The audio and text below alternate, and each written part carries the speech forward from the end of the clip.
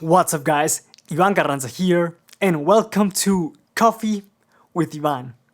For episode number 5, I had the honor to talk to the one and only Kyle Konkiel of the band Bad Wolves.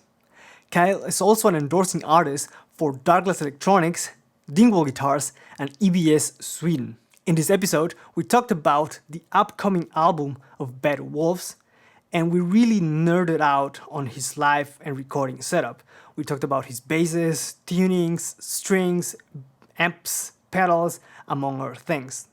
We also talked about what it means to be a musician nowadays regarding being able to create and produce and mix your own content. We talked about traveling, touring, and the difference between playing club shows and jumping to arena gigs. I hope you guys enjoyed this episode. Don't forget to subscribe to stay up to date with the content that's coming to the channel. And also, don't forget to follow Kyle on Instagram at kskonkiel, Bad Wolves at Bad Wolves Official. Bad Wolves also have their own Patreon account where they release exclusive content for their fans. That is patreon.com/Bad Wolves. Kyle also has his own merch shop at Big Cartel, and that is kylekonkiel.bigcartel.com. I hope you guys enjoyed this episode, and I'll see you guys in a bit. You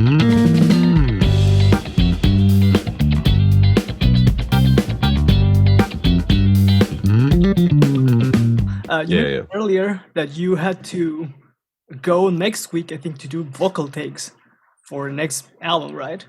Yeah, so sometime within the next week, I'm supposed to go with one of our producers to do vocals. So this will be the first record that I'm doing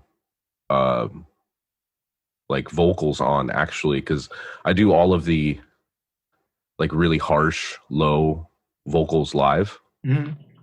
And so John, my drummer, and Tommy, the singer, were just like, yeah, dude, you should come in and do more screams. So that way it's like when we can play these songs live, it feels more like the album than like me singing somebody else's vocal lines. Yeah. And how far are you guys into the album? If you're recording already vocal takes, you're pretty much almost done? We work in a really weird way. So like when we're recording like demo ideas, like sometimes we'll get together, but for the most part it's all remote. And like there's really no like rhyme or reason to like how we record.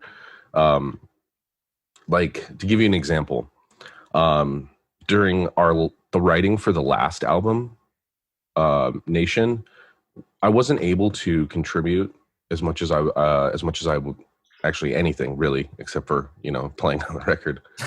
I wasn't able to contribute as much as I'd like because I was going through a bad breakup. So this time around, I've been wanting to show everyone in the band, like, hey, like I'm really here for, because all the song, when I joined the band for the first album, Disobey, all the songs were already written and recorded. Oh, wow. So, so this time around, like, I upgraded my computer and I got like, I got an Apogee Duet and a Neve RNDI and, and a really expensive MacBook Pro and, all these cool recording gadgets and gizmos. And, within, with the time that we've had over the last 4 months, 2-3 times a week, I send ideas. It's harder for me to like put a song together than just like an idea. So I'll send the guys like anything from like 15 seconds to like 2 minutes of an idea. Like, oh, okay, I have this idea. And funny enough, I had just gotten these new JBL MK2s, these 305s, 305 MK2s. And I wrote like a Gojira ripoff song to test it and to like do some mixing, because I mixed with these headphones, these Sonys, but it's different. I wasn't getting Yeah, it's different. So when I got the speakers, I was like, oh, that's what the problem is. There's not enough reverb on the drums, or, maybe that, 100 hertz in the bass is just a little bit too much, or maybe just the bass is just too loud altogether. And so my drummer's girlfriend was out of town. So he was bored and he was just sending me a bunch of like stupid videos via text. And so I was like, here, I made this, like, laugh at it. Like, I was like, I just made it to test the speakers out. Mhm. And when he got it, he's like, yo, I'm putting one of those riffs on one of our songs. I was like, I've been sending you riffs for months.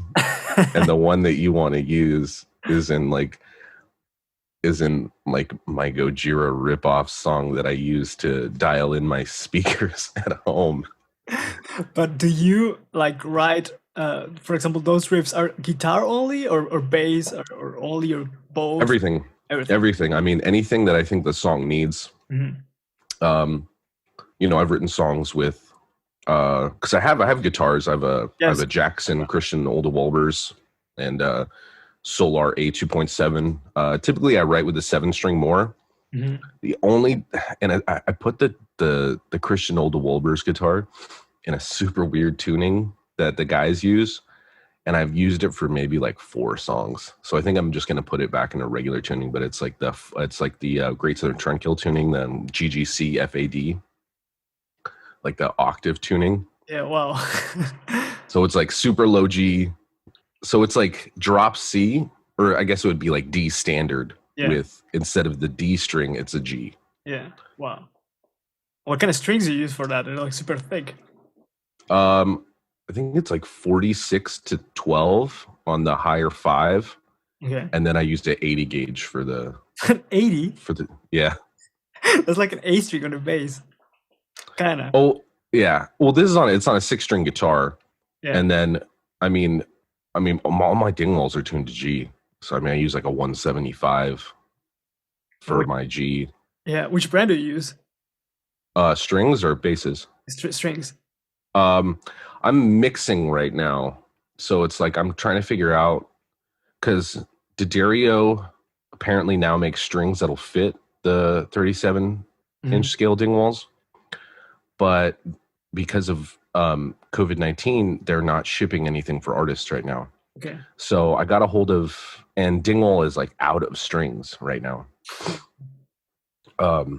So I got a hold of Neil at Newtone Strings. Mhm. They make the North Lane signature strings.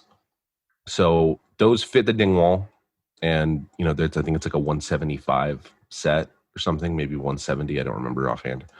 But I'm going to give those a try, and if I like those, I might be talking with them, because I only need 2 sets of strings, 2 different sets of strings, really, for touring anyway. Mhm.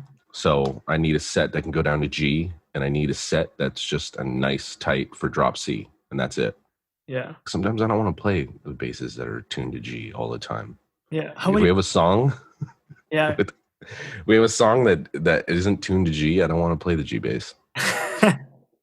So you take 2 basses all the time? I take 3.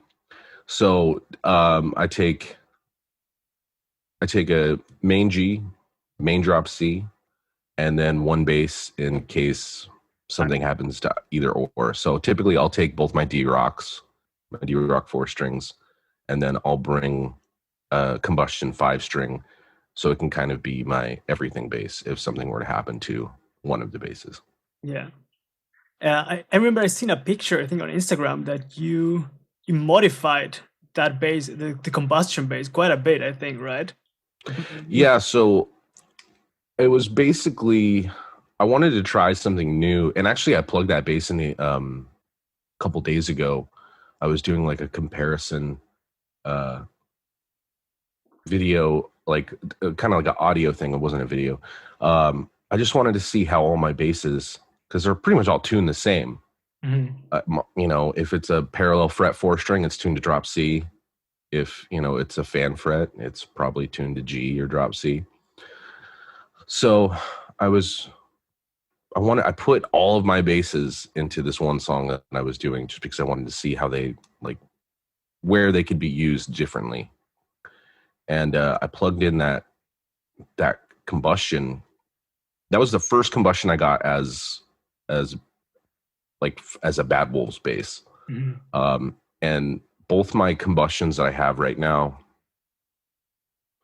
that I got since I've been in Bad Wolves, they're like prototype models. They're not like the ones that you buy that have a different top on them. I think it's like a flame maple instead of the quilted, I think, right? Yeah, it's a flame instead of the quilt. And I wanted to do something special for something that hopefully will maybe be, coming out in the next year or so. And I just wanted to try different pickups.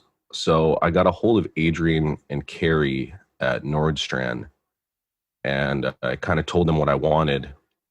And I actually misspoke, because, all right, I think it might just be easier for me to grab the bass. Yeah, go ahead.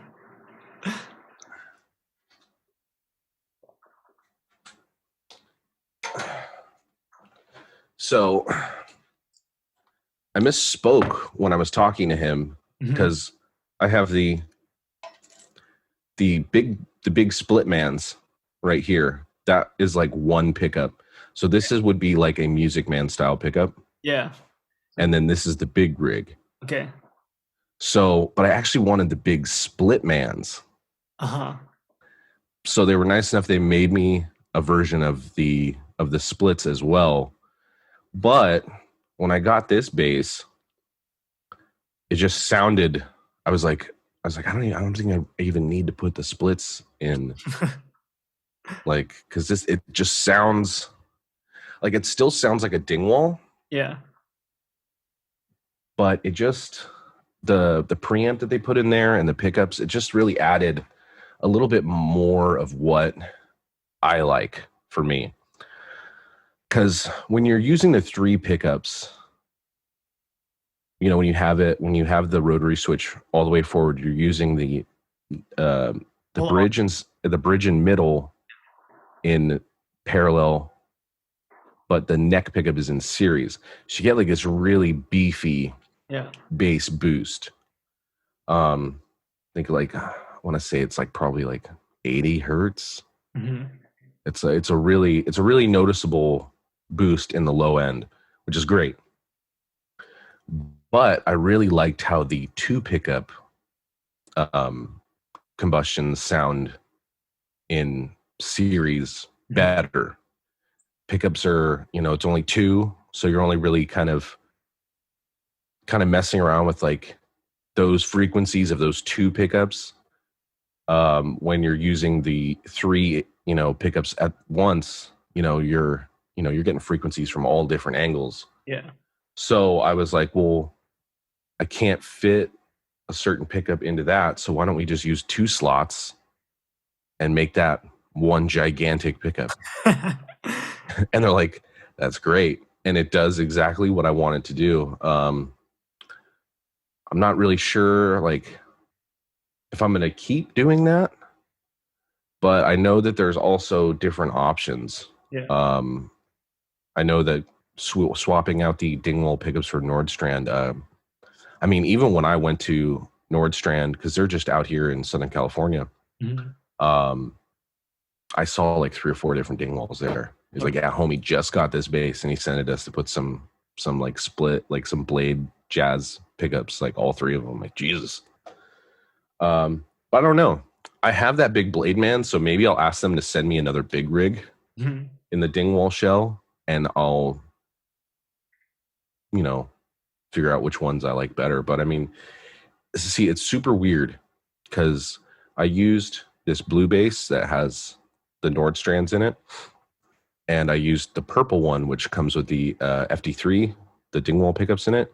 I used those 2 basses when I went and did Devin Townsend earlier this year, and the volume difference is very surprising. Okay.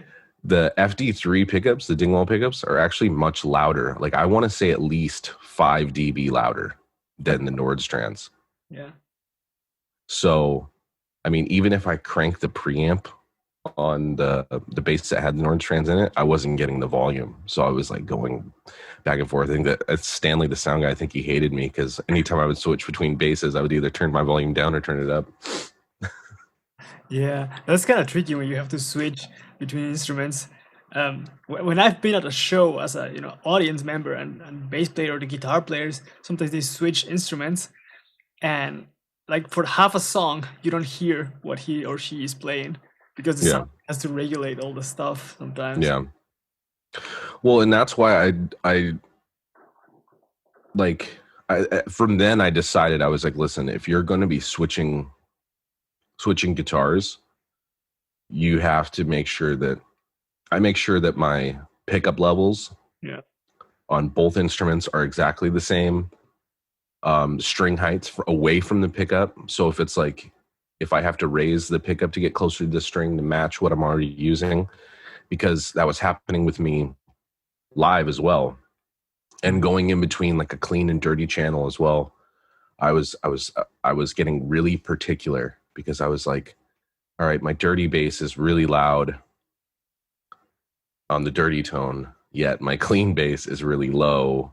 So I think for like a week, I was trying to figure out all of that and going in between, like playing and then running over, turning the volume up or turning the volume down. But I actually switched back from using the Darkglass X Ultra to the X7. Mhm. And once I did that, it stopped. How come? The volume is the master volume on the X7 is just, I don't know. It's I find the proprietary pedals. Yeah. So like being the B7K or the vintage deluxe, the non-ultra pedals have a little bit more control of the volume of the actual pedal. I feel like the ultra pedals can sometimes be not hot enough. Hmm. So it causes you to boost the volume Yeah. more. And honestly, like with the ultra pedals, like they're great. Don't get me wrong. Like if you want to go and only use one pedal, the ultra series is the way to go because they got the built-in cab simulator, like, and it's great, you know. But I think for what I'm doing right now, the regular sized pedals, I think just have always worked better for me. And do you put a cap sim later anyway, separately, or do you just keep it like that? What I was doing on the last tour was I was running my bass into a Sennheiser wireless. That would go into a chord tuner. The chord tuner would then be split off into a Voodoo Labs hex. Mm-hmm. I'm sorry, it would go from tuner to compressor. My compression is always on. And at the time I was using an EBS multi-comp in the multi-band mode. And then that would go into the Voodoo Labs hex. And then it would go X7 Ultra, Sansamp bass driver. And then what else did I have with me? I think I had a B7K just for backup in case any one of the other pedals went down. And then that would go into the AO 900. And I would use either one of the Darkglass one of the Darkglass RIs. No, I got a bunch of SVT IRs. So I loaded up, I think it was like SVT 410 fat mix with a ribbon microphone, and it sounded amazing. So I would use I would use the post direct out, and that would go to front of house and my in-ears. Yeah. So there was no cabinets, but I was using a head, mainly because I wanted everything in one rack. Yeah. But now I got the Element recently, and I'm kind of like torn because my next step is either I really want to try the quad cortex, and I've been trying to pay for one for months. Yeah. I'm like, I don't care if it's first round. We're not touring until the summer of next year if we're lucky. Yeah, definitely. But let me pay for one because I would like one. And you know, I have all the neural DSP stuff, you know. Yeah. And because I want it to be more of like, I don't like to have to use like an actual Sans amp on my board. You know, I went out and bought an old one, like I think for like $80, like the one that doesn't have the mid knob. Yeah. The V1, I don't know. Like I used it as a kid, and when I was trying to figure out my clean tone, my guitar tech was like, "Dude, you're just trying to make a Sans amp tone. Why don't you just buy a Sans amp?" I'm like, "Oh, okay." So I did, and I was like, "Oh yeah, there it is." So I would rather just have like a couple pedals and the quad cortex on a board, and like that's my entire rig, and I can load up all the IRs I want, and I'm sure that all of the Darkglass IRs that you can get, and as well as any of the IRs you have on, any of the neural plugins will be available. Yeah. So I want it to be simpler.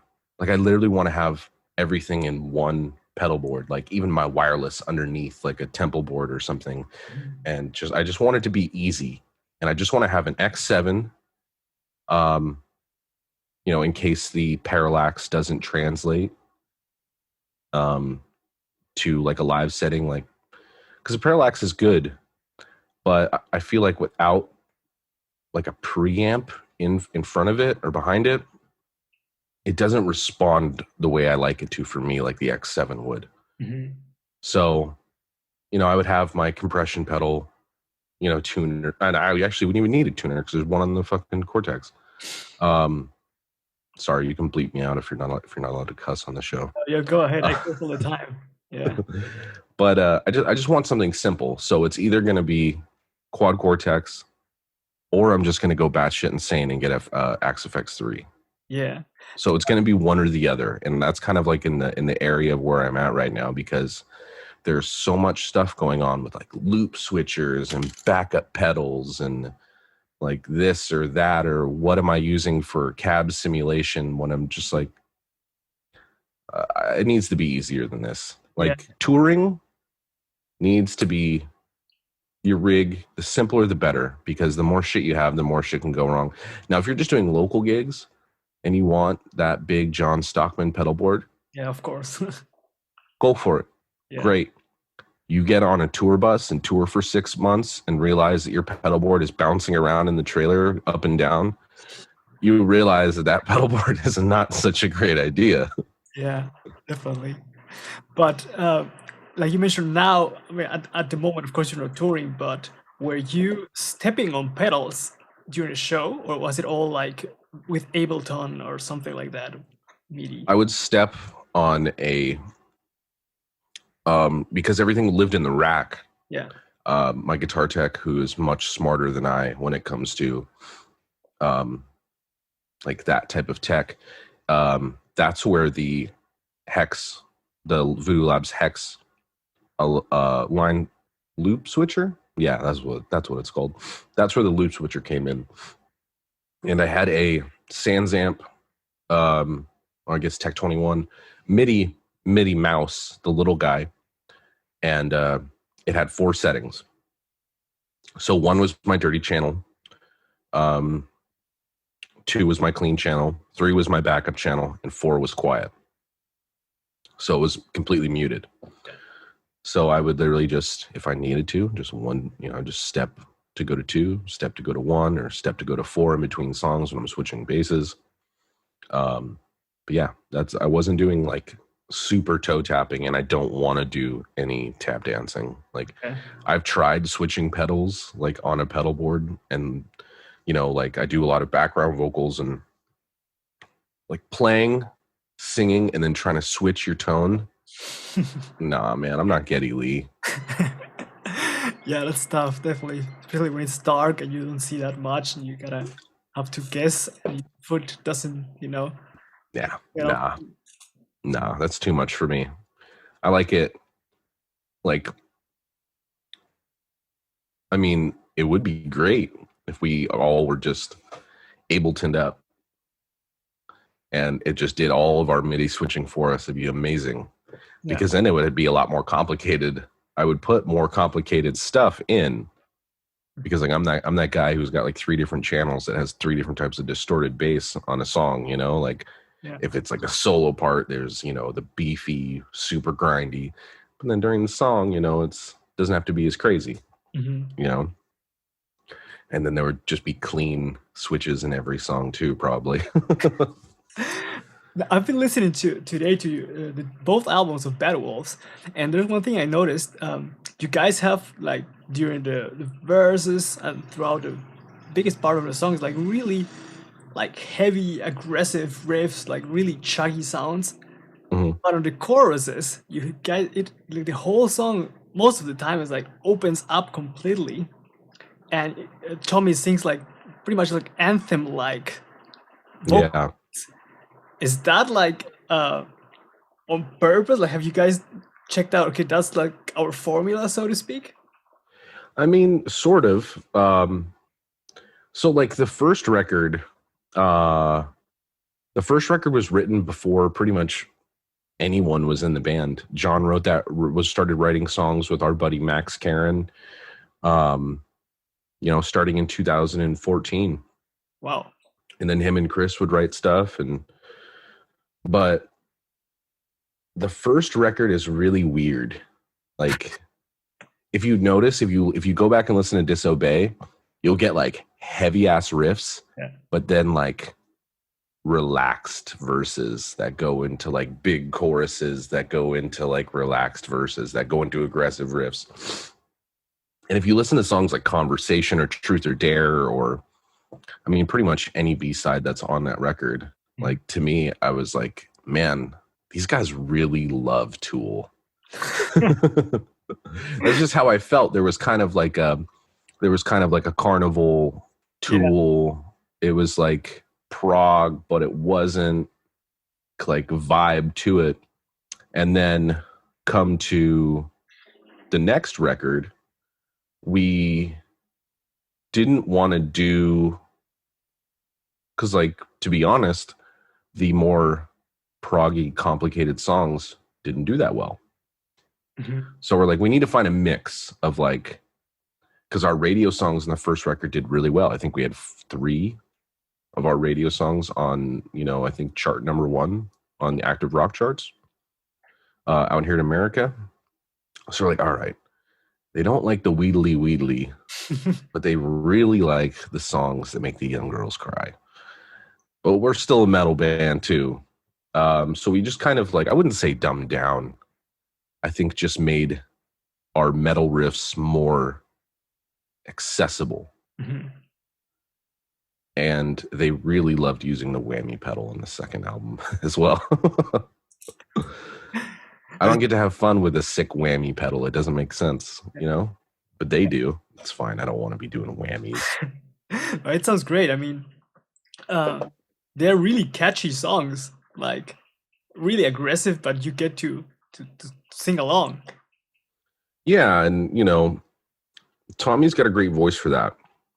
You know, and I think a lot of us, like, we remember the heyday of metalcore in like 2002 to like 2006. Like, I think like every band secretly wants to be Killswitch Engage at the end, like with the record End of Heartache. Yeah. And because they had like the metal riffs, but they had the big choruses as well. And I think that plays a big part in how we kind of write our music. Not that we're trying to be like Killswitch Engage End of Heartache, but I think that time period definitely has an influence on all of us. Because I mean, you know, that's when like the new wave of American heavy metal kind of really started getting like popular again, because it would go from like American to, you know, Sweden and then back and forth. But, you know, 2002, like, yeah, 2002 to like 2006. Like so many great records came out, and they kind of utilized that formula, but made it their own. Because I mean, I think Wes Hauck said it the best. He's like, you're like the most popular gent band. It's like you bring gent to the soccer moms, and I don't think that like we mean to be like gent, or because we're not progressive. So I guess that's the really only thing I can, like, we're not like a, Periphery or Animals as leaders or anything like that. But the guitar tone and the way we play certain riffs is very in the vein of what a lot of those bands do, because we're also fans of, the bands that they like as well. Yeah. So,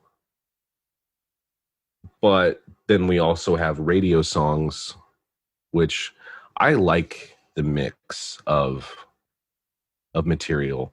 I think because if you play the same shit over and over again, it gets boring. Mm-hmm. So, and then having a diverse set list, like, that's always fun. Is figuring out, all right, are we gonna pummel these fucking guys?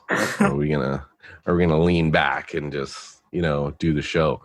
And typically when we do like arena support tours, like, we'll pummel the shit out of them for like 2 or 3 songs. And we're like, all right, here you go. Here's Hear Me Now, or here's Remember When, get you guys to catch your breath. But then we'll come back in and, just start kicking their ass again. And, we'll do that a couple times. But having a diverse set list not only keeps the live show interesting for the fans, but for us as well. Sometimes I need a breather too, know? But yeah, we're definitely a weird band, I think. And I really think any hate that we do get, because I read the comments, I know I'm not supposed to. I read them all on the channel.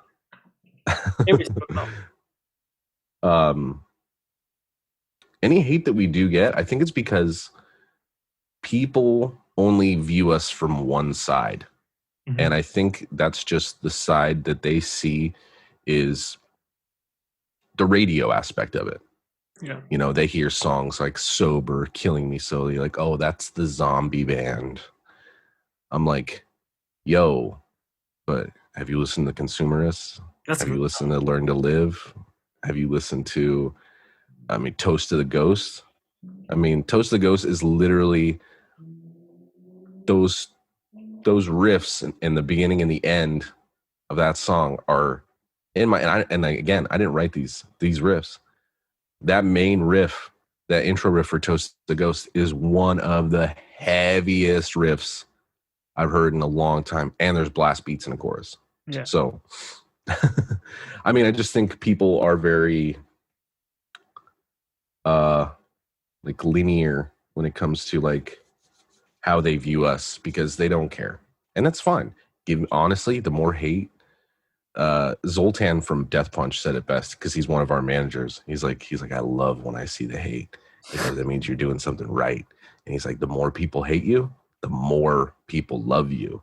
Because he's like, for every one shitty comment you get on, a Blabbermouth or whatever article, he's like, there's probably 10,000 more motherfuckers that love you. Yeah. So, and they just got to like, I follow their Instagram, but it's not too active, but it's not inactive either. But they just got 1 million followers on Instagram. Yeah.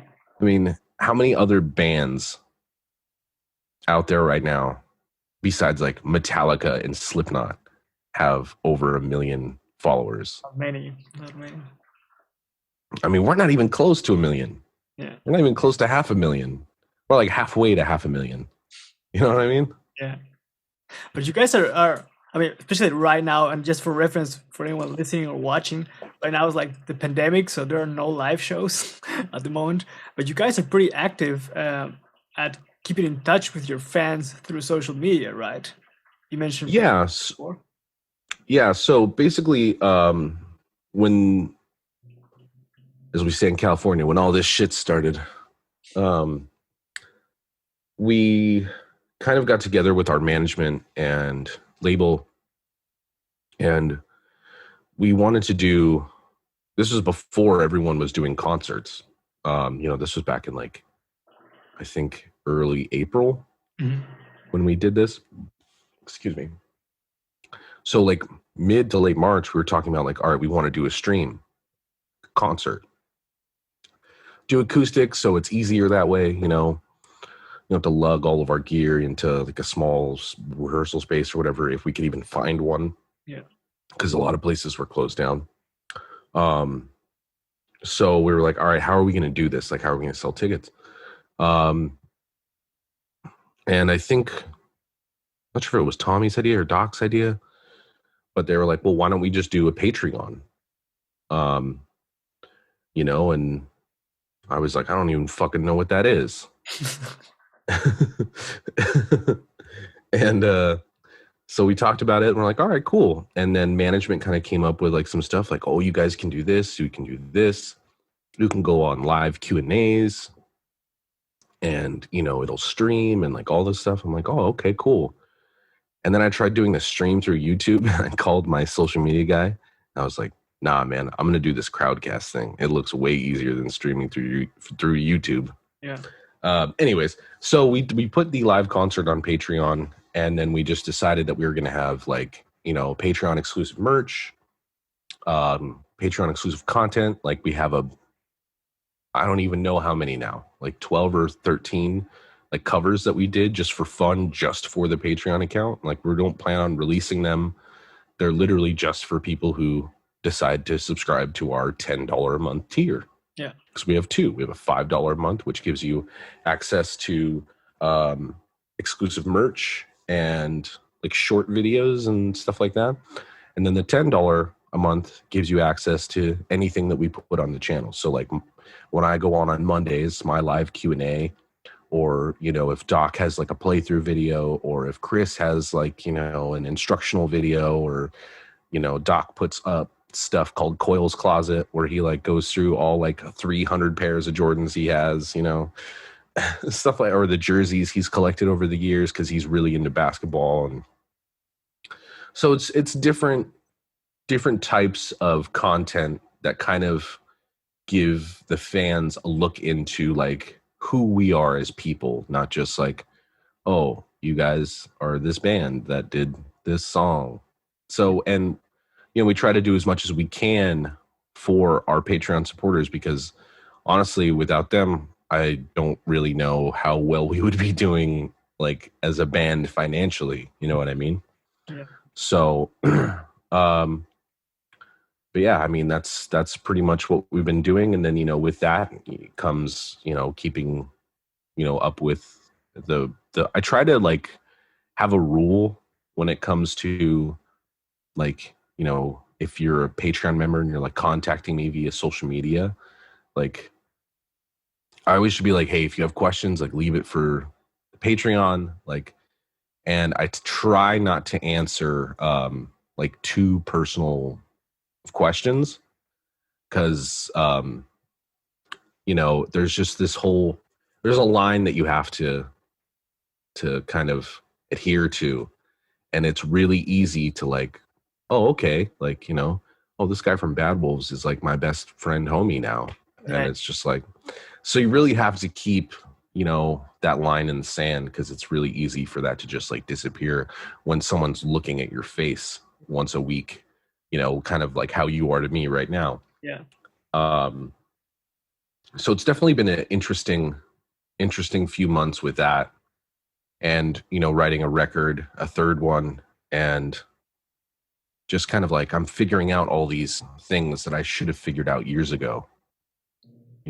Like psychology aspect of everything. Yeah, I mean, like I put up a post about this a few months ago, and it was like when being a musician, being a modern musician is not just picking up an instrument. No. Like you're a songwriter, you're an engineer, you're an editor, you're a producer, you're a videographer, you're a video editor, You know, there's all these other aspects that come into being a modern musician these days, where it's literally not just picking up and playing the guitar, picking up and playing the bass or anything. You're literally your own, like, everything team. Yeah. You got to know how to record. You got to know how to make shit sound at least somewhat decent. You got to have a camera. You got to have all these lights and these fancy microphones, and you got to know how to edit your own videos, edit your own songs, and do everything. And it's just like, it's almost like, if you think about it, like, would you do all this stuff that you had to learn to do yourself for someone else for free? Like, would you record me and video me and then, you know, do all this stuff that you put hours and hours and hours into? And, you know, people don't really understand that. And I think, because I've had a couple, I try not to argue with people on social media, but people were asking, like, oh, why aren't you making the covers you're doing for free?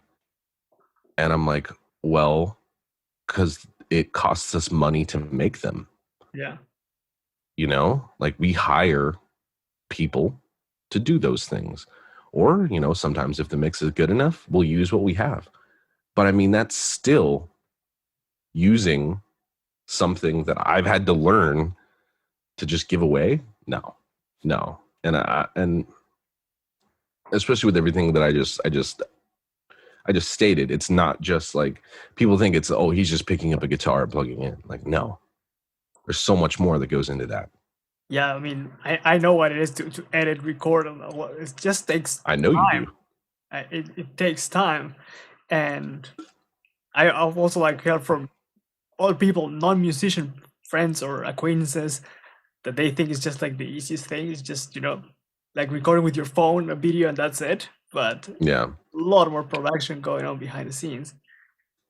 And the band is your main job. So yeah. I mean, I'm fortunate to where I have, you know, I have a side gig, but I mean, it's in the music industry, so it's not like I can go and do that right now. And filming with your phone is great. The iPhones are great, but honestly, I prefer the old school way. You know, I got one of those Canon EOS, like Rebel T6 or whatever. 600 one. Yeah, this guy. It's a little guy, you know. Oh yeah. Oh nice. You know, it's not the best camera in the world, but it films at a true 1080p, and that's all I need it to do. I think it's 60 or 120 frames per second. But anyway, if you're using the right editing thing, I can make it look great. Yeah. Right now, I only know how to use iMovie.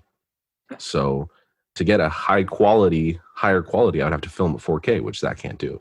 Yeah. So, but I mean, for right now, that's great. But I mean, the phone is weird for me. I don't know what it is. I've tried using both sides of the camera, you know, the front camera, the back camera, and I just like the way a lens looks better. It might be also with the fact that, for example, the iPhones film natively at 30p or 30 frames. And for example, that looks kind of weird. Is that too much motion for my taste? The camera, I shoot at 24 or 25 frames, and that looks more cinematic. And I enjoy that better, for example. Yeah, and then you can also, because I have the iPhone 11 Max Pro, you can, I've filmed, it's actually on YouTube. I did it with my buddies. I filmed at 60 frames per second, and I did not like that. I was like, nah, I don't want that. I don't want that at all. No, it looks weird, yeah. Yeah, I look like a old British soap opera. Yeah, it moves like the motion is kind of weird. Yeah, I don't like it. So I was like, all right. And I'm still trying to figure out because it's like, all right, so not only is it like knowing how to record and edit, but you're also learning about stuff that literally has nothing to do with music. Like, I'm still trying to figure out, like, I'm like, all right, I got this camera. It's super cool. It came with this cool lens and it does different cool things. How the fuck do I use it? Yeah. You know, and it's just a lot of trial and error. For sure. Like, it took me an hour to figure out that to record a video, you have to press this little red button back here. I don't know where the instructions are. I might have thrown them away. Yeah. So, and it came with this, what is this, 15 to 45 lens. And yeah, it's great. I don't know what setting I used on it last time, but that was the one. That was the good one. Really need to start writing this down. And I like it because you can see. Yeah. That's useful. That's the best. Yeah. That was the selling point for me. Yeah. But I also got it used with only 4,000. The shutter count was like 4,000. I think I paid like $400 for it. That's so good. Yeah, because it was like brand new. It's like almost 800. Yeah. Anyways, I'm going off on a tangent here. But yeah, it's not just knowing, it's not just knowing music shit. It's, oh, does this lighting make my forehead look big? Yeah. Yeah, for sure. I remember I got a new camera like last year. Mm-hmm. It was a Sony. I was thinking about going with Canon or Sony, and I went with the Sony because of the autofocus. But the menu system is like the worst thing ever invented, and I spent like I don't know how many days trying to figure out how to set everything up. And that. Which one is it? It's like Alpha 6. I think that was the one that Ola was bitching about. Yeah, maybe. I mean, it's great. It's a great camera, but this system sucks balls. Yeah, I don't know. And it's like for me,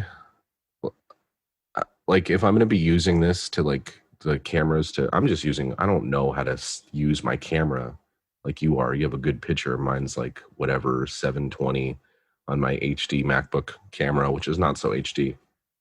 Like if I'm going to be filming stuff, like I'm one of those guys who's just like, you know what? Buy once, cry once. So I got the camera because I was like, all right, I'm not going to spend a ridiculous amount of money on something that I don't even know if I'm going to use. So I bought a used, inexpensive, very tiny, it's a very tiny little camera. And I was just like, I'll try that. If I like it, cool. And then of course, like I started deep diving, and I have a lot of videographer friends, photography friends, like Randy Edwards, who, he's done a lot of stuff for us. He's done a lot of stuff for Periphery, Animals as Leaders. Like Randy has, when it comes to like gent, Randy's got that whole area locked down. He's done a lot of stuff for SLA Dying as well. And then there's Josh D. Adams, who's also come out with us. He's more like on the pop side of things. But it's just like these two dudes, like, I see what they're doing and, I ask them questions about editing and cameras and they both kind of help me. They're like, that's a great starter camera. Yeah. It's not amazing, but that's a job. Yeah. And then like I'll deep dive and they'll tell me like, oh, I got this camera. I got this lens. And then I discovered Black Magic cameras. Yeah. And I was just like, all right, well, if I'm going to upgrade, that's going to be the one. Yeah. It's not going to be for a while. Yeah. But because I like, Amos from Tesseract, he's been filming with that for a little bit. And then I actually got to see one in person. And I was like, oh, it's massive, first of all. But it's just a great camera. But they're just really fucking expensive. Yeah, definitely. I think they're like almost $4,000 USD. Wow. That's a new base, like a custom base. Yeah, maybe. I might be over exaggerating. That's a lot of money. Yeah. So of course, right now you guys are not playing shows like real shows, but I think I remember you guys toured. I think by the end of last year, 2019, you toured with Megadeth in Europe, right? That was actually the beginning of the year.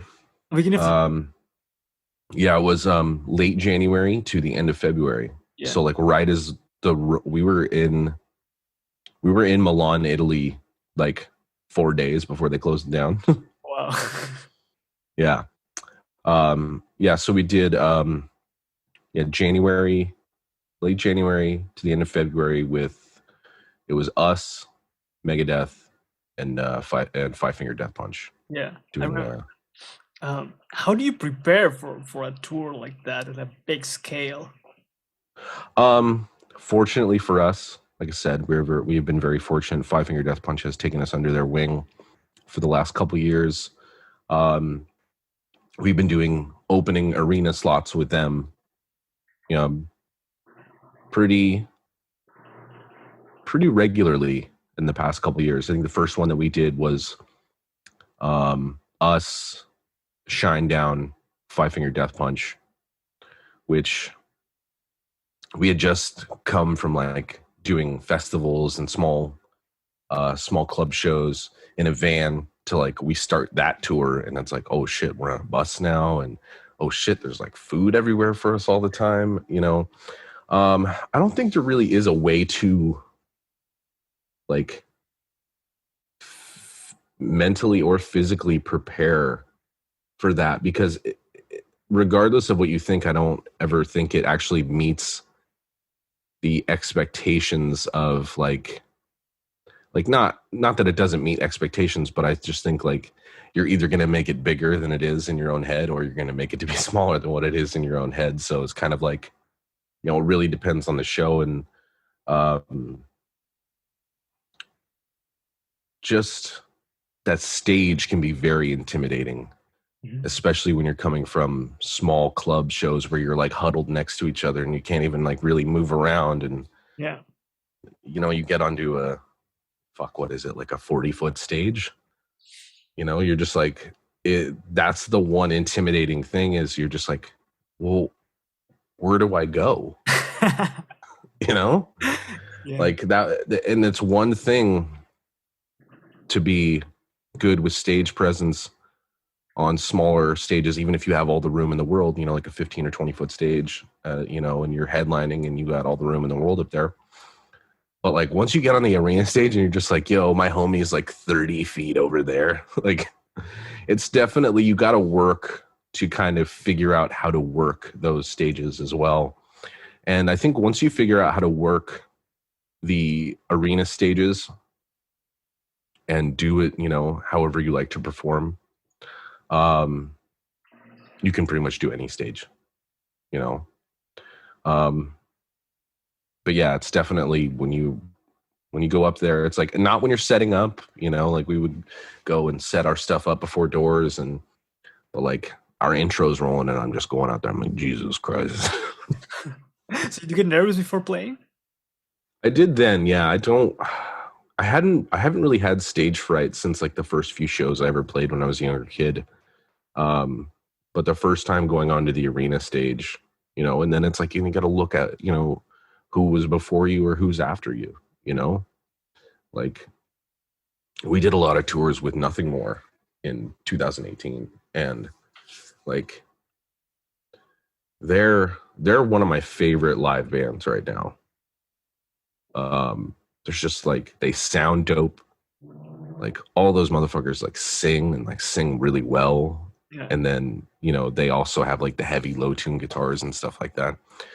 So it's like, you know, we go on and then like Nothing More goes on, and, you know, but you just like look at like, you know, who you're on that stage with, you know, like when it's like bigger bands, you know, like when we did, before we did the Five Finger Death Punch Megadeth, we were out with, it was A Fire from the Gods, us, 3 Days Grace, and Five Finger Death Punch. And it's just like, you know, like, yo, like some of the like fucking, I think like 3 Days Grace has like 15 or 16 like #1 hits like since they started. It's a lot, you know. So it's just like, damn, you know, I don't know. It's definitely a weird thing, and it's a completely different world, because I'm used to, before, you know, Bad Wolves, I was used to playing small clubs. You know, maybe if we were lucky, we got to play a theater, or, you know, or festivals. Yeah, those were like the biggest stages I saw, were like festival side stages.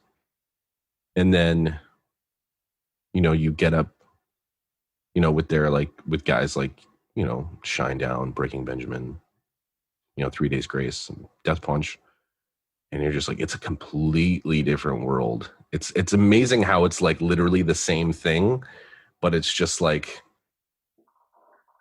not, the same thing. Like you go from like clubs and they're sweaty and, you know, you're trying to figure out where you're going to eat and, oh, do they have a shower? Do they have laundry? You know, to like, oh yeah, there's 3 meals a day. Here's your dressing room. Oh, there's a shower in there. Oh, well, you also have your own private shitter. Oh, you need to do laundry? It's just right down the hall. Like, it's just the comforts that come with doing the arenas it's really easy to get used to, and it's really easy to like take advantage of. Mm-hmm. So I try not to take advantage of those situations because it's just like, you know, there easily could be a time where we're not going to be playing arenas, and it would make it not fun if you were like kind of expecting, Yeah, for sure, you know, the creature comforts like that, you know, and then you go and do like clubs in Europe where I don't know why you people don't believe in air conditioning, but I'm sure you played Hamburg in the middle of summer. It's not fun. yeah. Where it's just humid and moist. The ceiling is sweating. I mean, I'm from South America, you know, the clubs there. I'm from Peru, and like, forget it. Those are like really packed small venues, and you just, I don't know how many liters or ounces of water you lose when playing a show there. It's like, this is insane. We were fortunate. Well, I was fortunate enough to, with my old band, Vimic, we went down to South America with Megadeth. Oh, wow. So we were playing, I don't know, I think anywhere from 5 to 10,000 cap rooms there, and it was like a different show each time. Like sometimes we played with King Diamond or Anthrax or, you know, whomever, and then I'm sure you know Rata Blanca. Yeah, yeah. They opened up a bunch of the shows too. Cool. But like the people down there, man, they fucking love music. Yeah, the crowd is Like, wild. I've never been anywhere where it's like motherfuckers are waiting for you at the airport. Yeah. Or like waiting for you at your hotel. Yeah. But that was one of the most fun experiences I had was South America. We went to Santiago, Chile, Rio. God, what's the other one in Brazil? I always forget. Sao Paulo. Oh, And then we went to Buenos Aires. yeah. And like, dude, the food down there, ridiculous. Chocolate, ridiculous. Yeah, it's good. Women, ridiculous.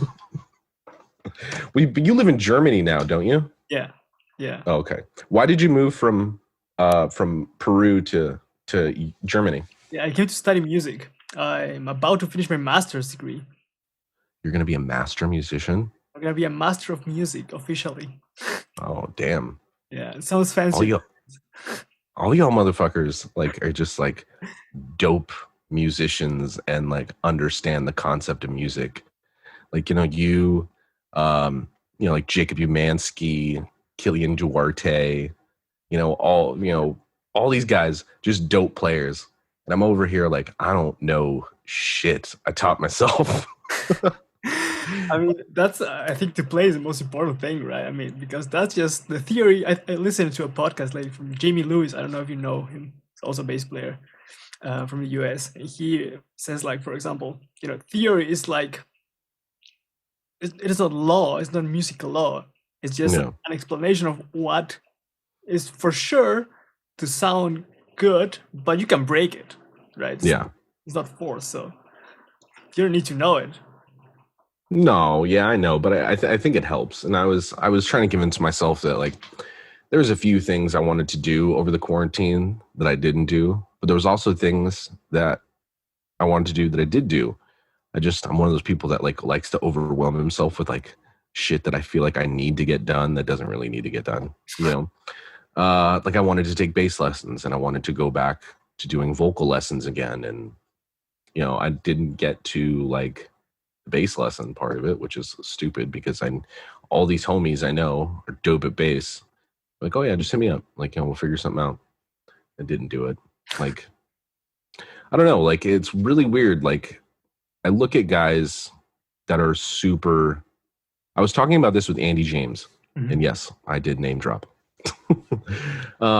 Because it seems like when it comes to like the musicianship, you're either like a virtuoso, real good, like guys like Killian and Jacob and all those super proggy bass boys, or you're in a successful rock band. And like that's like what it is. It's like you're not that great, but you're in this band. Or it's like, oh, you're dope and you got like 1 billion followers on YouTube and all this great, whatever. And I was like, I was asking Andy, I was like, where's the guy in the middle? Because I mean, I really don't know shit about bass guitar other than like what I need, for tuning and, just normal shit. I know how to set up an amp. I know how to set up my guitars. But like when it comes to actually playing, like there's no rhyme or reason. Like it's just whatever I feel like goes here. Oh, that'll be good. Rad. Like I don't use anything. Like I know the C and G major scales. Yeah. I don't really fucking use them. But how did you learn then? How do you start with the bass? So I started playing guitar when I was 10.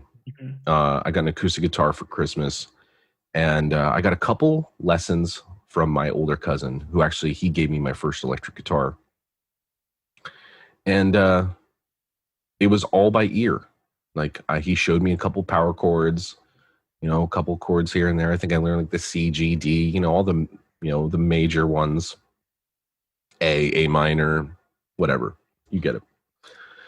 And I just had this ear where anything I heard, I could replicate.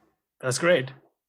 And I mean, obviously it wouldn't be, anything super technical at that time, but it's like, like Green Day songs or Blink-182 or Metallica. Like, I mean, I learned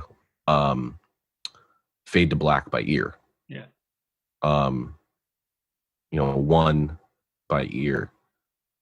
And that's just how it was. It wasn't really till I got older when I went and I started getting guitar lessons from AJ Minette he's the original lead guitar player from the Human Abstract.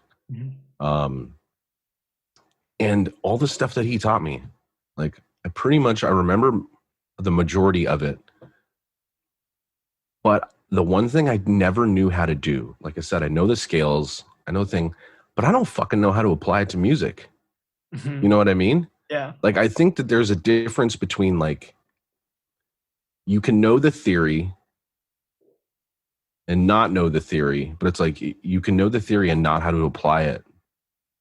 Yeah. And then not know shit like me and then just kind of figure it out. Yeah. Just, I kind of go off by ear and by feeling. So I don't know. It's really weird because, like I said, I know certain scales and like I learned a lot of shit with AJ, and I have no fucking idea how to put that to a guitar. You know what I mean? I actually totally get what you mean, because when I came here to Germany to study music, I would learn on practice all the scales and all the modes up and down the neck, and I could play them all, like eyes closed, everything. And I also couldn't figure out how to use them on music. I was like, I can play a scale, but I can't make music out of it. What helped me, for example, was to just kind of do what you did. You learn stuff, you hear or figure out how to play that, and then try to see or find patterns. Okay, what does this mean in relationship to what I already know of the theory? And you can like find shapes and patterns to say, okay, that's, I don't know, the Mixolydian scale. It does a Mixolydian lick, for example. That's what helped me. Yeah, and I think if I really sat down eventually, something I would be like, oh, there it is, you dumbass. You figured it out finally. But I mean, maybe and more, maybe not, because you don't just like figure out music. Yeah. Like for me, it's always been it's always been more of like a sense than it has been like an equation. Like a lot of people see music as math. Like I don't see music as math. Like I understand that there's elements of math in making music. Yeah. But to me, it's senses: hear, smell, feel. It's mainly hear and feel. Yeah. Like, does that feel good? You know, like you can nail, like if you're doing like a little bass line with like a little slide, you can nail it perfectly, but it could still not sonically sound good if like there's no feeling in it. Like, you know, you could be super tactile and like robotic in your playing, but sometimes you need something that just feels good. So that's kind of like how I approach the instrument. And I mean, for being, you know, almost in my mid 30s, you know, I probably should like figure out a way to like be doper at the bass. But then I get discouraged very easily too, because I look at guys like, one of my favorite bass players is James Leach, from the band Sixth, out of the UK, and like Sixth was before their time, and like I'm thinking about, I'm like, yo, James isn't that much older than me, and then you listen to the, you know, The Trees Are Dying and Dead, their first record, and you just listen to all the bass lines, and I'm like, yo, that motherfucker was like 18 years old in 2004, like doing like some really dope, like Mark King influence, but also like prog before it was prog. They were just all around way before their time. Like bands like Sixth are the reason why there's even, in my opinion, are the reason why there's even bands like Periphery or Animals as Leaders. But like that dude is one of the most underrated bass players. Like, don't get me wrong, I think Nolly is great, but considering he does not play bass really in a band anymore, I'm sure he plays bass like in the studio and stuff. Like, I really think James Leach should be more popular than what Nolly is, but because James is more of a private type person, he doesn't really put himself out there. Yeah. But he's definitely one of the best examples of technicality and feel. I'm not sure if you're familiar with any of their records. If you're not, I'm gonna check that out, definitely. All right, so listen to their first record. I think it's called The Trees Are Dead and Dying, Wait for Something More. It's a really weird. Just play that. Just play it, the whole thing, and then do their next record. I think they have like 3 or 4 records out, but their first record came out like 2004. And you'll see you'll hear what I mean. And I don't know how that motherfucker got away with having his bass that loud in the mix. You know what I mean? I talked to him about it a few times. I toured with him very briefly in the UK a few years ago with my old band. It wasn't with Sick. There was another band that he was with. And then me and him kind of became like online homies, and you know, I try to hang out with him every time I'm in the UK or anytime he's here. I try to make sure I go and see him and whatnot. But I asked him, like, yo, how you get your bass? How you let everybody in the band let your bass be that loud? But he's really good, so if you don't suck, maybe your bass could be louder. Yeah. One thing that I've asked myself all the time is, because, for example, in my case, when working with other people that, you know, have studied music or are like, I don't know, playing in wedding bands or stuff like that, you know, we get like charts, right? So like, you know, chord sheets, and you can play a song, and you have to learn like 40 tunes in 3 days sometimes. How did you guys, when you share an idea and then you go on to record it at the studio, how do you only send an MP3 file and that's it? Or do you get like, I don't know, he shows you how to play that riff? How is it at that level when you're playing like really down-tuned, heavy-ass riffs? Well, it depends. It depends on how tough the riff is. Basically, a lot of our songs are already like pre-recorded with like, you know, some like one of the guys will have like their bass on it. So I'll listen to what they're playing.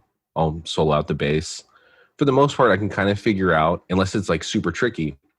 But Doc is really good about putting everything on Guitar Pro. Okay. So once he learns something, you know, or writes something, he'll tab it out on Guitar Pro. And like that's been the fucking best, because what I can do with Guitar Pro is I can go in, I could see where he's put the bass guitar, if he's even put bass guitar in there. And then I can fuck with it myself. If he's put bass guitar in, then for the most part, unless he has something particular in mind, it's going to be root notes, because that's the bass is just kind of there to be the low.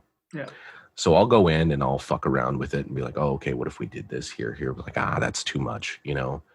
Or like, oh, you know, maybe I should just do this here. And then I'll, you know, and then we'll have an accompanying MP3. So it's not just all digital sounding or MIDI sounding. And then I'll see if that works, you know? And if it doesn't work, 9 times out of 10, it doesn't work.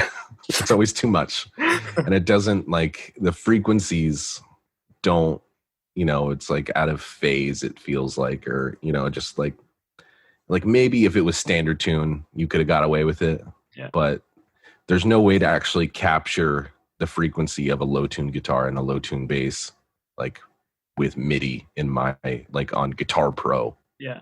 So it's always just kind of like, that's going to be too much, or you're not going to be able to hear it, or, you know, the frequencies just aren't, you know, working well together. So, but yeah, so that's kind of how we do it via Guitar Pro, MP3s. Like we're always kind of sharing ideas back and forth. You know, I try to keep my ideas and not marry them either, because that's one thing. Like you can't be so, in my opinion, you can't be so married to all of your ideas. For like the perfect example, I used to be in a band with Nita Strauss, who now plays guitar for Alice Cooper. Yeah. And she had a song, and I went to go record bass, and she's like, hey, like when you do this song, she's like, I wrote bass lines for it. And she like showed them to me, that she had like wrote them out on the keyboard, so it was like MIDI bass or whatever. And I'm like, oh yeah, that's great, I don't need to think about it. Yeah, that's perfect. So I just did her stuff, you know, because it complemented the song so well. Because I mean, I wasn't going to go in there and have these dope ass bass lines that she already did, you know. Yeah. So I think it's just not being married to your ideas. Because I think if you get too attached to your ideas, you're going to get more butter if they don't get used. Yeah, because sure. When you're in a band, it's like, for the most part, you know, it's a democracy. Like, oh, what do you guys think of this riff? Oh, yeah, whatever. You know, you can get upset because you're like, man, I fucking worked really hard on that riff, and it didn't even get used. So just not being married to your ideas, I think, is very important when it comes to sharing. You know, and like, but you also have to be very careful with constructive criticism. Like, Doc is the king of like being really good at constructive criticism. My guitar player, Doc Will. Like, I'll send him something and he'd be like, I like the idea in the direction, but he's like, there's not enough there, or like maybe the production isn't up to par, or, you know, whatever. And he's like, maybe if you know, added a little bit more to it or whatever, like I might be able to get the idea that you're trying to put across. Mm-hmm. I'm like, oh, okay. Or, you know, sometimes he wants to be blunt, like he's like, I don't like it. Yeah. But you have to learn how to not only take constructive criticism but give it as well, you know, in a positive way. Which I'm not sure like how like other bands do it, but that's kind of like how we do it. But I know like you can't take shit too seriously, especially when it comes to music. Yeah, for sure. I think communication, like, is just definitely an important factor in like pretty much everything. So, like you said, it's just. Well, yeah, being in a band is like it's like I'm fucking married to 4 other dudes, you know. I mean, the first 2 years that we were together, I saw my bandmates more than my ex. Yeah. You know, so you're spending a lot of quality time together. You get to kind of know the people's like personality, you know, and you also know how to push their buttons too. So Yeah, I definitely. try to not be a button pusher or a habitual line stepper, or, you know, Yeah. I just try to be fun, and, you know, yeah, I'm like the neutral guy. Mm. I've seen some clips, like pre-show warm-ups, and like, Oh, my rips. yeah, you're cheering all the bands, and I think you guys wear like basketball jerseys, right, on stage? Sometimes I don't. Doc loves the basketball jerseys. He has a whole collection of them, and he's found some really dope ones, and he's gotten me some pretty cool ones too. Um, but I think, yeah, sometimes Tommy will wear a football jersey or basketball jersey, but like Doc is the king of the basketball jerseys. Yeah. Like the motherfucker has jerseys to match his different colored Jordans. Like he comes out just like matching, pimping, playa, you know, just Yeah. typically I like to wear funny shirts. But yeah, the pre-show rip, that's people they go crazy over that. I mean, it's fun, and it's like you prepare to go out and murder the crowd. Like it's like, you prepare for war, and sometimes like what people don't realize, I mean, I'm sure they realize it, but it's not something that I think people think about, is that we're all just regular ass people. Like there's fucking nothing special about me because I can play a fucking tree with fucking strings.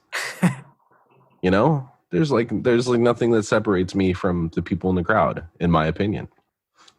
And just like everyone else, we all have our good days and bad days. Sometimes we're tired. Sometimes we don't feel like being there, you know, whatever.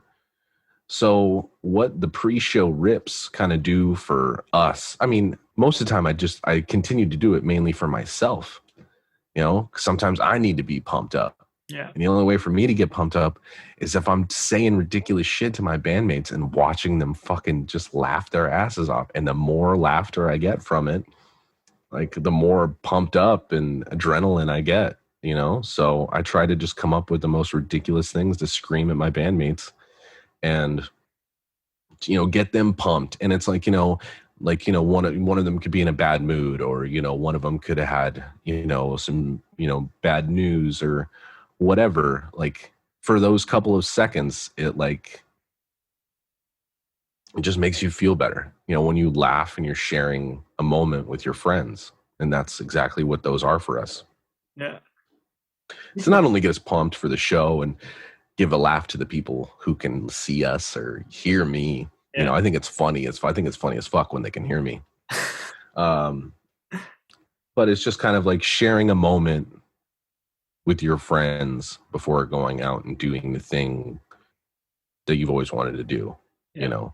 So it's kind of like it serves multiple purposes. It's kind of like a bonding moment for all of us, as well as like a hype up. And like I said, it's mainly for me. Because, I mean, even if I've had a shitty day, if I go and do a rip and those guys are fucking laughing their asses off or, you know, whatever, I mean, it just makes your day better. Yeah. Speaking about getting pumps, you've started working out a lot more recently, right? I think. Yes, I started in September. I started going to a personal trainer in September. Like I said earlier in the podcast, I went through a really rough breakup early last year, and you know, I was out on the road a lot. So I mean, and I didn't have a place to live. So when I would get home, I'd only be home for like a week at the most. Go to Airbnb or stay on your buddy's couch. Actually, Mike Kruger from Nickelback was nice enough to let me stay in his pool house. So that was fun. But you know, I was just eating like shit, drinking a lot, you know, just being a big, gross pile of shit. And when I got back we were on tour with Papa Roach and Asking Alexandria last summer. And I got back from that tour, and like my photography friends would like send me pictures. And I'm just like, yo, your boy got fat. And And so I was just like, I think I gained like 40 pounds over 6 months. Wow. Yeah, I was beefy and not in the good way. Wow. And so I just, I decided that I was like, all right, we have 2 months off between September 1st to November 1st. So I was like, I'm going to get into shape. I'm going to eat better. And I did really well. I think I lost almost 40 pounds in 2 months. Wow. I went from like almost 230 to 230 pounds to like 192. Mm-hmm. Or maybe it was 188. I don't remember. I think the smallest I got to was 188. And, New Year's holidays happened. And I was like, all right, we got back from Europe. I was doing some working out in Europe. I was still eating pretty all right on the Europe tour. How did you stay active during the tour? What kind of workouts were you doing? Well, luckily, in America, most of the arenas are either near or close to a major city. So when we toured America, we had a squat bench rack. So, yeah. So if we couldn't find a gym, we would just take out the bench. Wow. And do different workouts, Thomas and I. But for the most part, we would go to just gyms. I'd find a gym in the area, go and do it. And then I didn't really keep up too much with it on the European tour earlier this year. And then we got back and I started going to the gym. I'm like, all right, here we go. And then COVID happened. And then my gym closed down. And I'm unfortunately one of those people who like eats when he's depressed. Mm-hmm. So it's like, oh, my whole year's just been kind of fucked. So I was eating shitty again. And, it was just kind of like a fucking reoccurring circle. And then, I recently just started getting back into it. I think like 3 or 4 weeks ago. I'm still working on the diet, but I also realized when I was starting to work out again that I was fucking starving for like 3 months, just hungry as fuck all the time. So I was like, I'm not going to do that to myself again. Yeah. I was like, I don't mind being a beefier like guy. Like, I don't care about fucking abs. Like, that's not like, I'm a little chubby right now, but I was just like, I don't mind if I weigh a little bit more. And I don't feel it's necessary to like starve yourself just to be slimmer. Yeah. You know what I mean? Or maybe I wasn't eating the right things, which is also could be very possible as well. Maybe I just wasn't eating enough, which is why I had slimmed down so fast and so much, because I mean, you don't go from like 230 pounds to like 190 in 2 months normally, Oh. So I don't know. It's a fine line because I like snacks. Yeah. I like sweets, and I don't think I should deprive myself of them just because I want to weigh a certain thing. I try not to look at the scale, even though I have been lately. I'm like, Jesus. But, I'm trying not to put too much pressure on myself or be too hard on myself about it either, because like none of us have ever kind of lived through anything like this. Mm-hmm. And I think that that's one thing a lot of people should look at as well. Like, if you've gained weight over the quarantine, like, don't be so fucking hard on yourself, Yeah. And for the most part, there were some parts of the world where you couldn't even like leave your house at all. Yeah. Yeah. So if you gain the quarantine 15, who cares, man? Yeah. Like, all you just gotta, there's other things you can do. And I'm, me saying this is like fucking just being hypocritical because I'm the worst motivation to like do any kind of workout by myself. But there's other shit you can do. Like my buddy was telling me, he's like, yo, I figured out if you walk for like a half hour or an hour after every meal, he's like, that like boosts your digestion and your metabolism. He's like, yo, I just walk 3 times a day. I eat breakfast, go for a walk. Eat lunch, go for a walk. Yeah. Eat dinner, go for a longer walk. He's like, yeah, I lost like fucking 10 pounds doing it. Jesus Christ. Yeah. There's just little shit you could do, you know? Definitely. Just fiber is super important. That's why I take psyllium husk. What is that? Shit. Psyllium husk, it's the main ingredient in most fiber supplements, but it's like the natural, it's like a plant that's kind of grounded up and you just put it in water. Mm-hmm. And yeah, it just basically, it helps you poo. Yeah. But I mean, dude, you should try it out. It keeps you lean as fuck. I used to do it like the walks after every meal. But what I'm doing right now is I'm trying to, because I like do my main heavy workouts like 3 times a week, and my off days I would just don't do anything. I'm trying to walk now. Just did a walk, just to like an hour walking around, just to stay more active. Because otherwise I'm just sitting here on my computer playing bass or doing something or teaching. Yeah. And I don't move at all. That's just not. And see, that's what one thing people don't realize either. Like when I was going to the gym from September to like late October, I was going because I had something particular that I wanted to do. I wanted to lose weight. I wanted my shoulders to be wider. I wanted my back to be bigger. So yeah, I did go like 4 or 5 times a week, but you don't need to. No. You don't need to. Seriously, like if you eat at least somewhat healthy, and I'm talking about the average person, I'm talking about if you have a thyroid problem or you have a slow metabolism or whatever. The average person, if you eat somewhat healthy and go to the gym 3 times a week and then maybe just go for a walk once or twice on your off days, it's really not that difficult. You know, I mean, I do workouts 3 times a week. And I just tell my friends that I'm in my bulking period right now. But it's really weird. Like when I was working out from September to October, I was eating really lean. Like I would have carbohydrates, like maybe like a super small amount, like have a small amount for breakfast. And then I would have like a sandwich for lunch, but it wouldn't be like refined. It would be like Ezekiel bread or like sourdough. Yeah. Not over processed stuff. So but I wasn't eating too many carbs.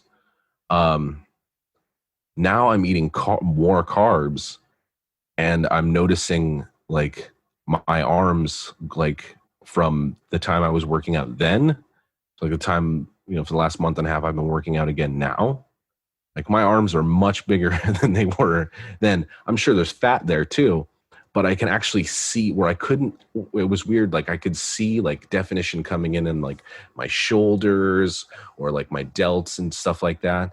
And like, I had the super awesome, oblique muscles that would show that, but it's like now I'm like, oh, my chest is getting bigger. My shoulders are getting bulkier. My back is getting it's like more of what I wanted to do. So I'm just like, all right, so you just got to find the line of like not under eating, but not being a gigantic slug piece of shit either.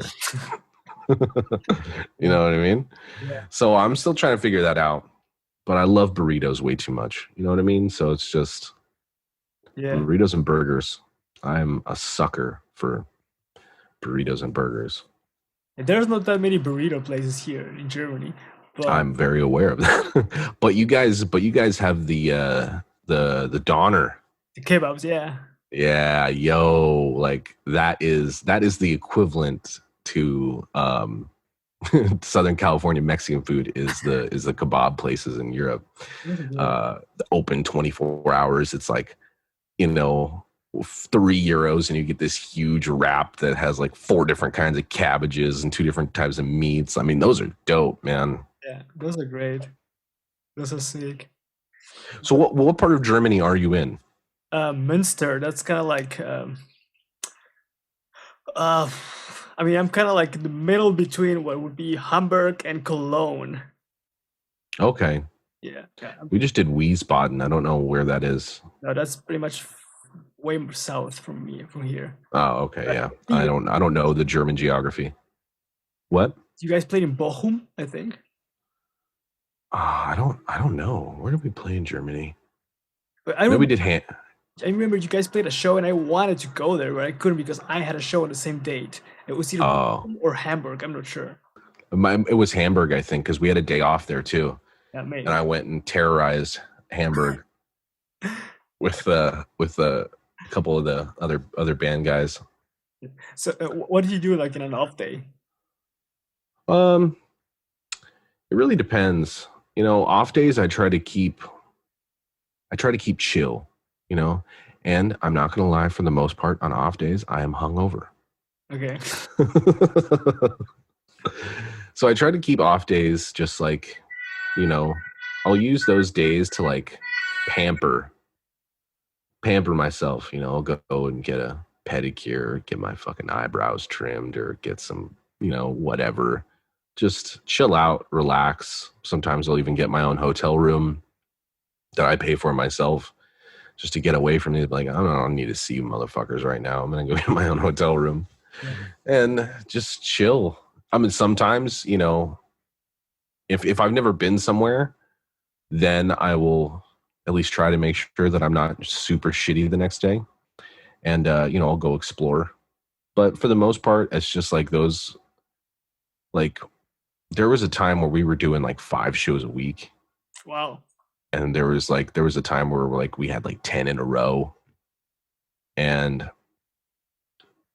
like that makes you miss the days off. And it's like, we're not young chickens anymore. You know, we're all in our 30s, some of us close to 40. So the days off now, instead of like going crazy or whatever, are literally my off days. Like, go somewhere, chill, probably do laundry, maybe look for a good burger, you know, hang out with friends if I'm in the area. But I try to just keep it super, super low key. Like, movies is a really good one too to do on off days. Doc Coyle is also the king of going to the movies. He's like, oh, I'm gonna go see this movie, this movie, and this movie. I'm like, like tonight? He's like, yeah, I'm gonna go see all 3 of those movies right now. So, I mean, it really depends. In Europe, I was trying to get up early and explore and go walk around. Like, I would try to walk like maybe a mile or 2, you know, a day, depending on where we were. Because we started in Frankfurt the last time we were over there. No, that was last year. Yeah, anyway. But, you know, just try to walk around and see the cities and the sights and stuff. The one place I didn't actually do anything because I woke up too late because I'm a piece of shit was in Budapest, Hungary. I literally just saw the venue and that was it. Cool city. And a really cool city. I really wish I would have had more time there, because like I said, I didn't get to experience shit. I literally played the show, and that was the last show of the tour. Yeah. And then we flew, and then we had, you know, a fucking like a 16-hour travel day because we had to fly from Budapest to London, from London to LAX. But did your tour got canceled in the middle of COVID, or was it the last show? No, that was the scheduled last show. Luckily, yeah, we didn't have to cancel any shows on this one. Yeah. But yo, Milan needs another venue. There's only one? There's like one like decent sized one, but it's too small for the bigger acts. And I'm not talking about us. I'm just talking about when you have like Megadeth and Five Finger Death Punch. Yeah. Like,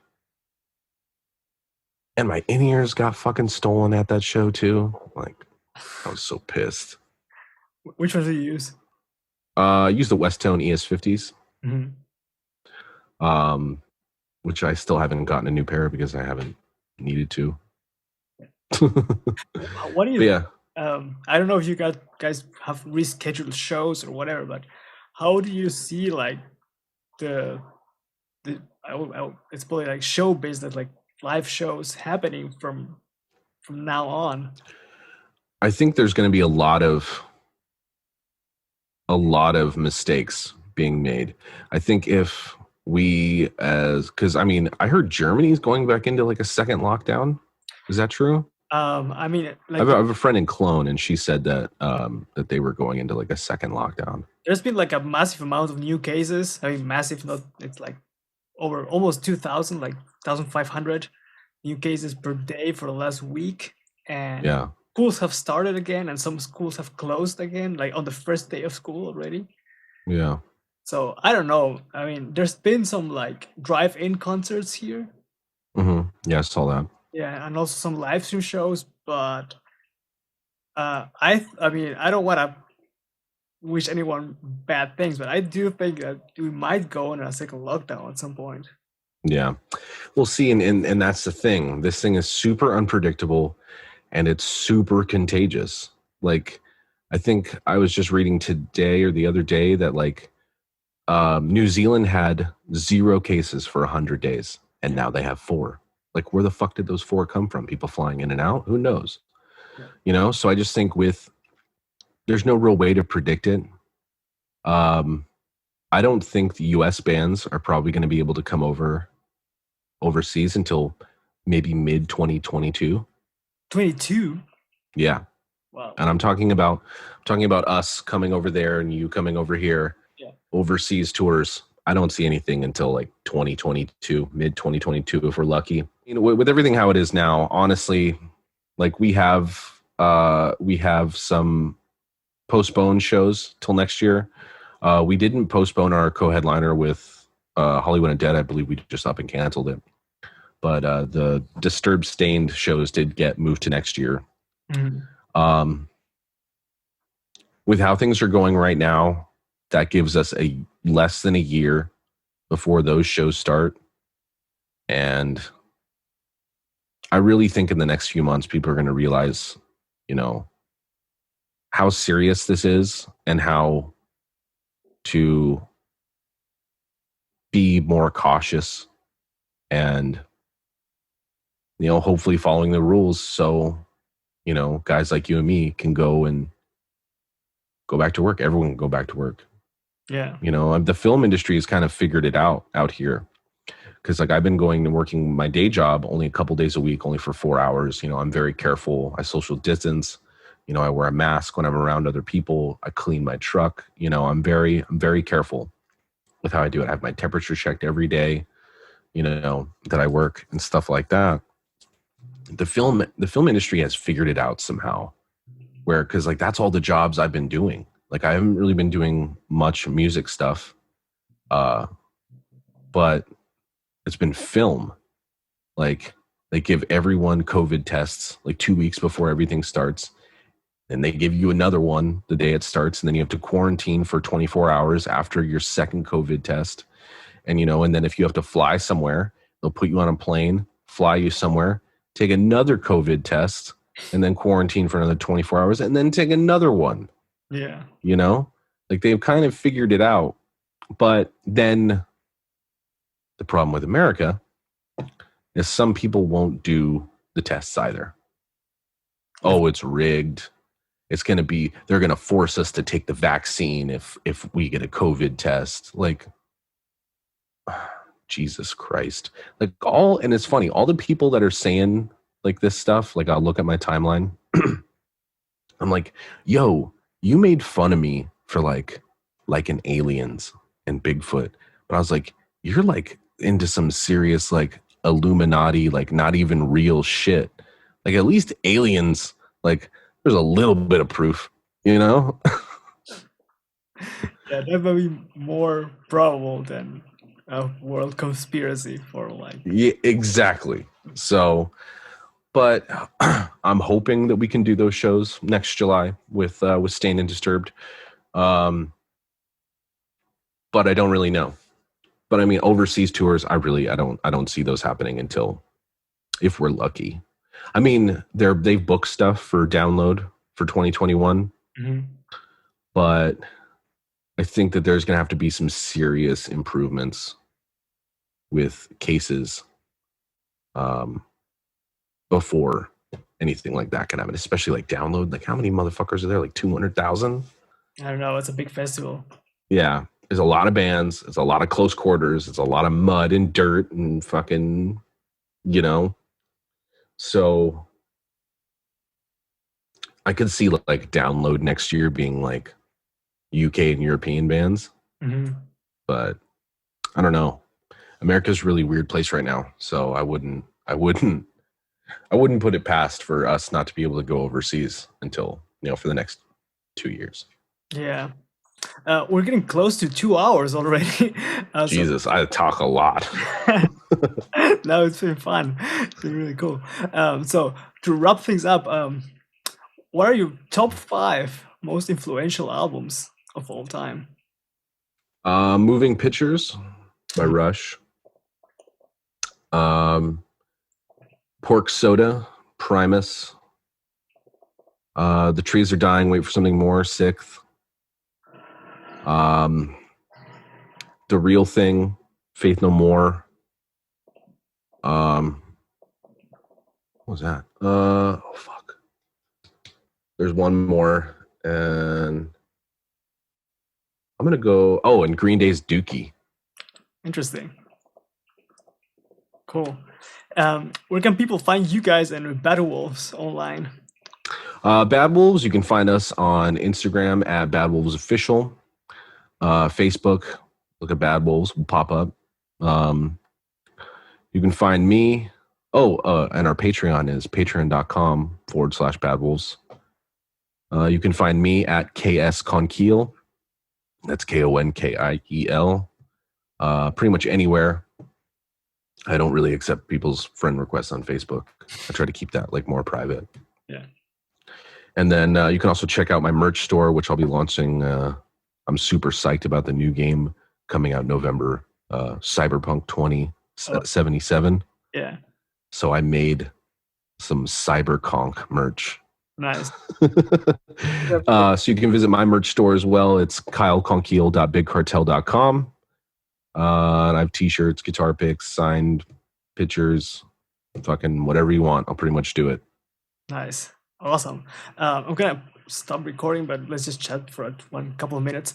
Thank you guys for watching. I hope you enjoyed Kyle Konkiel, the show, and catch you guys on the next one. I really enjoyed talking to Kyle today and listening to the thoughts of someone who plays major shows in front of a lot of people, and also what it means to be in a really big, active touring rock band. I hope you guys enjoyed this show, and don't forget to check out Kyle on Instagram at KSKonkiel, Bad Wolves at Bad Wolves Official, and also their Patreon account, which is patreon.com/Bad Wolves, and also Kyle's own merch shop, which is kylekonkiel.bigcartel.com. I hope you guys enjoyed this episode. Don't forget to subscribe to stay up to date with the content that's coming to the channel. And thank you guys for watching and listening. I'll catch you guys on the next one. Take care.